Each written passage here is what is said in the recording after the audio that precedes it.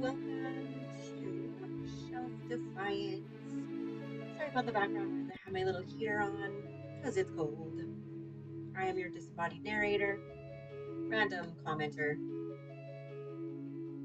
person who looks up the words she doesn't know. Thank you for joining me. We are continuing on with chapter 29 concerning Horvendile's nonsense. This is, of course, from Jurgen and made available by the amazing people at Project Gutenberg. Alright, so last we left, Jurgen was confused by the land he's living in Luki. Doesn't know how anybody's doing anything or why they're bothering to do anything. So let's see what happens now. It was on a bright, tranquil day in November, at the period which the people of the field called the summer of Alsone, that Jurgen went down from the forest. And after skirting the moats of Studopolis and avoiding a meeting with any of the town's dispiritingly glorious inhabitants, Jurgen came to the seashore. Cloris had suggested he do this in order that she could have a chance to straighten things in his cabin while she was tidying her tree for the winter, and could so make one day's work serve for two. For the dryad of an oak tree has large responsibilities, what with the care of so many dead leaves all winter, and the acorns being blown from their places and littering up the ground everywhere, and the bark cracking until it looks positively disreputable. And Jurgen was at any such work less help.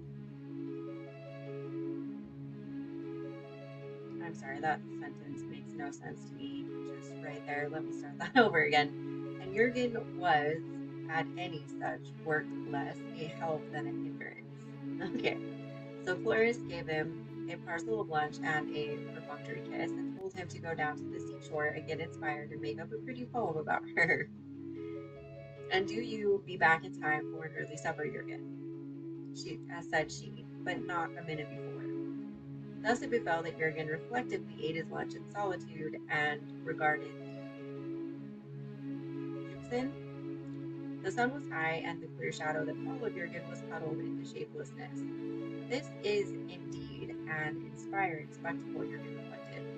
How puny seems the race of man, in contrast with this mighty sea, which now spreads before me like, as so-and-so has very strikingly observed, something or other under such and such conditions.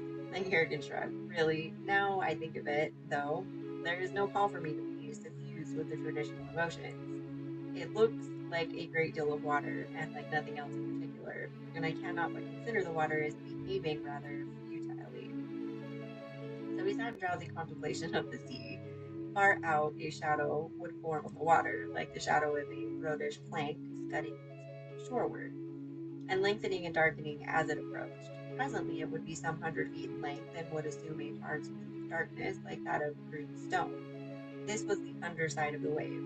Then the top of it would curdle, the southern end of the wave would collapse, and with exceeding swiftness this white feathery falling would plunge and scamper and bluster northward, the full length of the wave. It would be neater and more workmanlike to have each wave tumble down as a whole, from the smacking and the splashing. What looked like boiling milk would thrust out over the brown sands, and as the mess spread, it would thin to a reticulated whiteness like lace, and then to the appearance of smoke sprays clinging to the sands. Plainly, the tide was coming in, or perhaps it was going out. Jurgen's notions as to such phenomena were vague, but either way, the sea was stirring up a large commotion and a rather pleasant and invigorating odor. And then all this would happen once more, and then it would happen yet again. It had happened a number of hundreds of times since Jurgen first sat down to eat his lunch, and what was gained by it? The sea was behaving stupidly. There was no sense in this continual sloshing and spanking and scrabbling and spluttering. Thus Jurgen, as he nodded over the remnants of his lunch, sheer waste of energy, I am compelled to call it, said Jurgen aloud, just as he noticed there were two other men on this long beach. One came from the north, one from the south, so that they met not far from where Jurgen was sitting, and by an incredible coincidence, Jurgen had known both of these men in his first youth. So he hailed them, and they recognized him at once.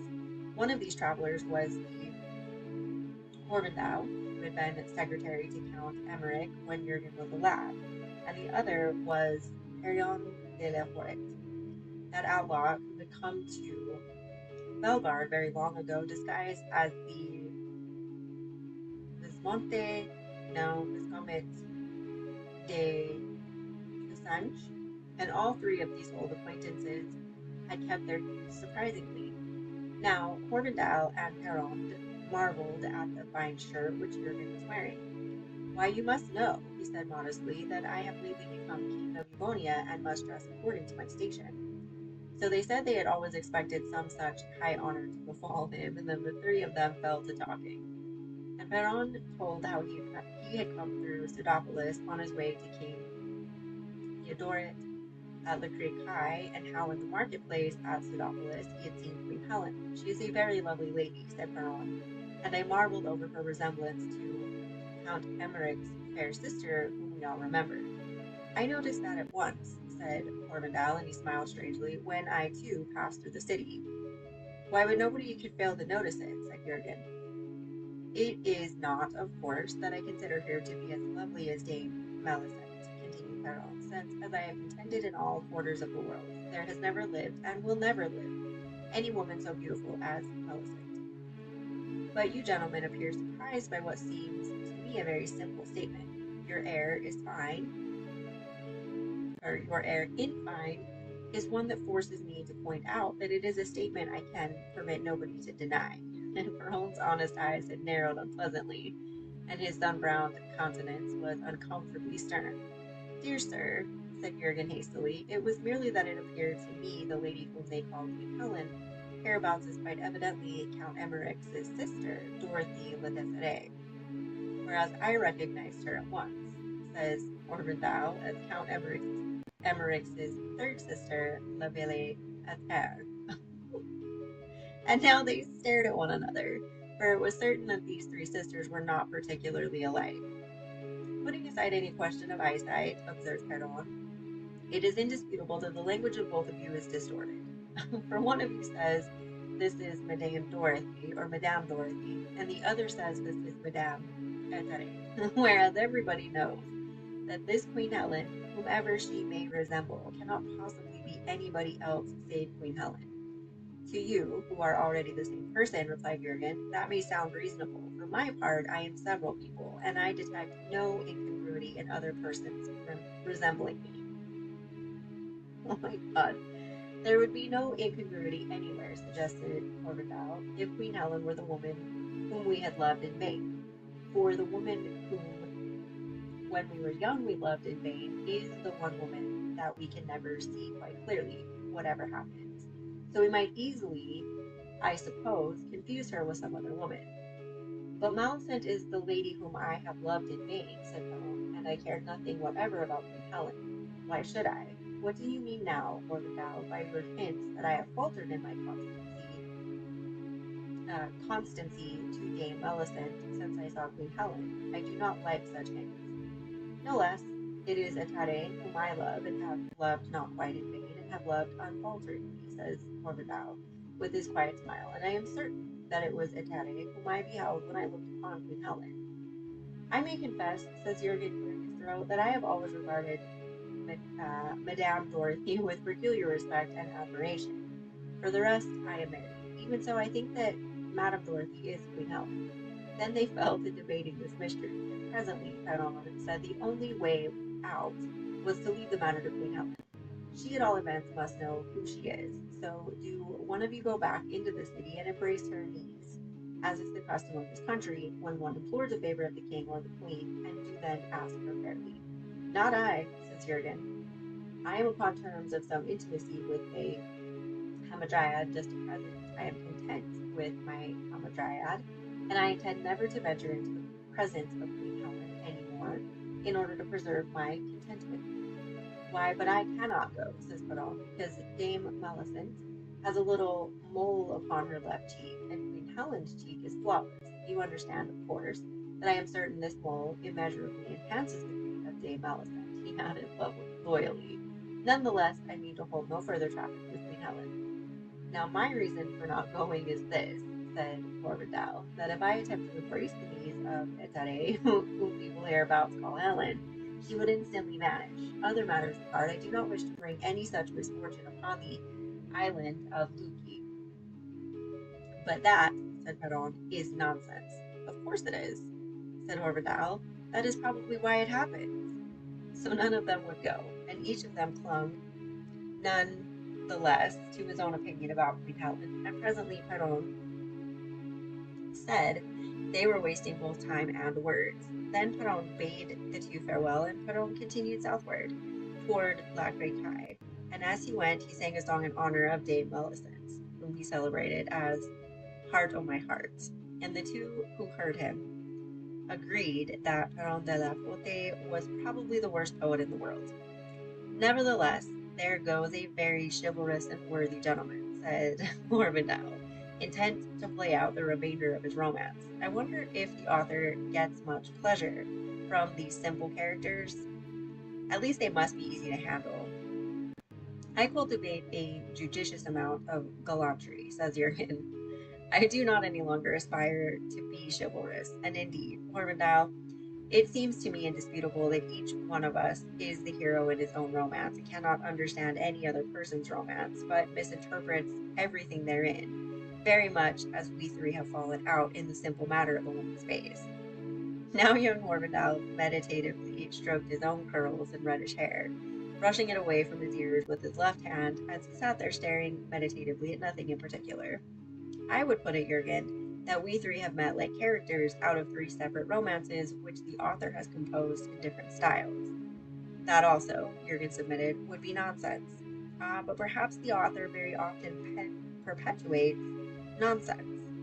Come, Jurgen, you who are king of Eubonia, says Horvendile with his with his wide-set eyes a twinkle.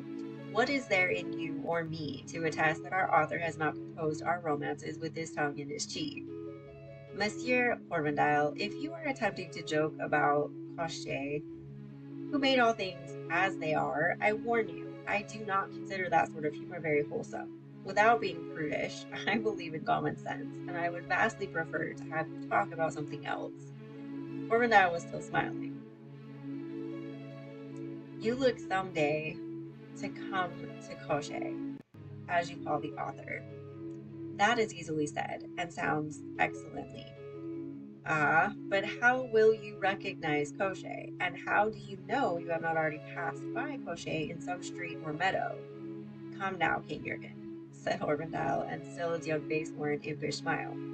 Come tell me, how do you know that I am not Cauchet, who made all things as they are?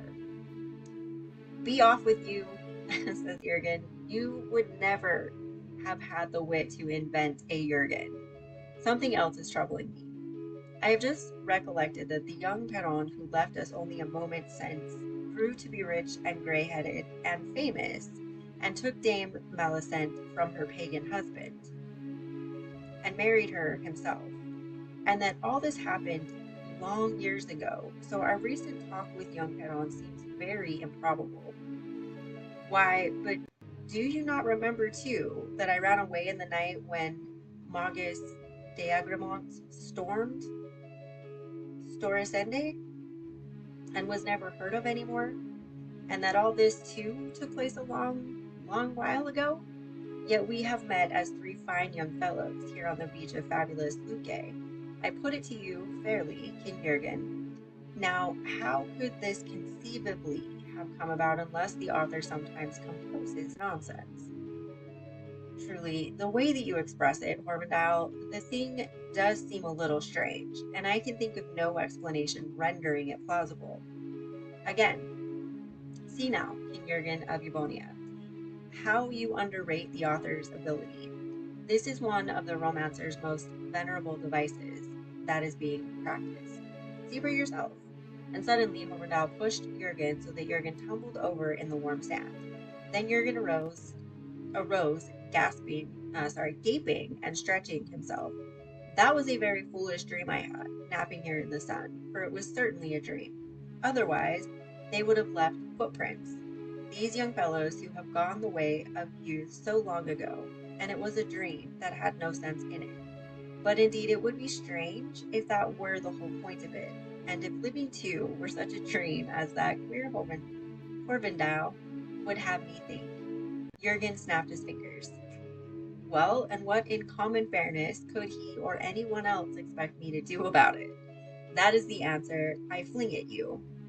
You, Horvendile, whom I made up in a dream, and I disown you as the most futile of my inventions. So be off with you, and a good riddance too, for I never held with upsetting people. Then Jurgen dusted himself and trudged home to an early supper with the hamadryad who contented him.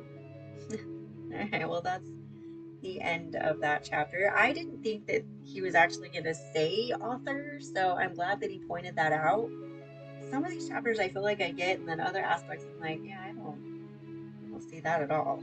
It flew right over my head. All right, well, that's it for chapter 29. Thank you for joining me, and see you next time.